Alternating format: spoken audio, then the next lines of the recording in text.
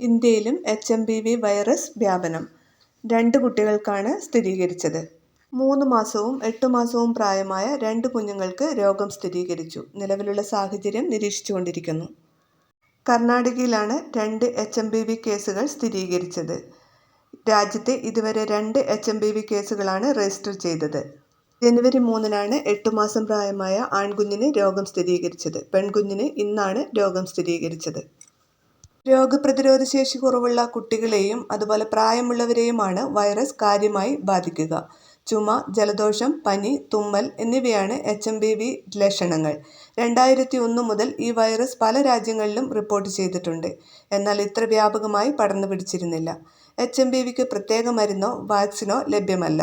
ലക്ഷണങ്ങൾ അനുസരിച്ചുള്ള ചികിത്സ മാത്രമാണ് നൽകുക. ആഗോളതലത്തിൽ വൈറൽ പനിയും ശ്വാസകോശ ഇൻഫെക്ഷനും സംബന്ധിച്ച വാർത്തകൾ സംസ്ഥാനം സസൂക്ഷ്മം സ്ഥിതിഗതികൾ വിലയിരുത്തി വരികയാണെന്ന് ആരോഗ്യമന്ത്രി വീണ ജോർജ്. ആശങ്ക വേണ്ടതില്ല. ഗർഭിണികൾ, പ്രായമായവർ, ഗുരുതര രോഗമുള്ളവർ എന്നിവർ മാസ്ക് ധരിക്കുന്നത് അഭികാമ്യമാണെന്നും അറിയിച്ചു. ചൈനയിൽ വൈറൽ പനിയുടെയും ന്യൂമോണിയയുടെയും വലിയ ഔട്ട്ബ്രേക്ക് ഉണ്ട് എന്ന നിലയിൽ വാർത്തകൾ വരുന്ന പശ്ചാത്തലത്തിൽ ചില കാര്യങ്ങൾ നാമെല്ലാം ശ്രദ്ധിക്കേണ്ടതുണ്ട്.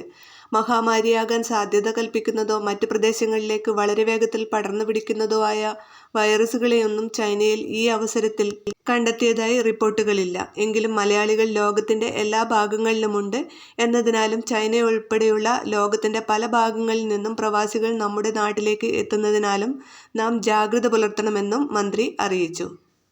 വീഡിയോ ഷെയർ ചെയ്യാൻ മറക്കരുത്.